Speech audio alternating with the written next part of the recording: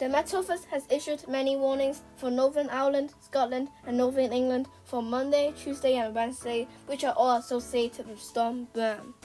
There are wind and rain warnings, including 4 wind warnings, which is enforced until tonight, and 4 wind warnings for tomorrow. There are 3 yellow wind warnings for tonight and 3 yellow wind warnings for tomorrow.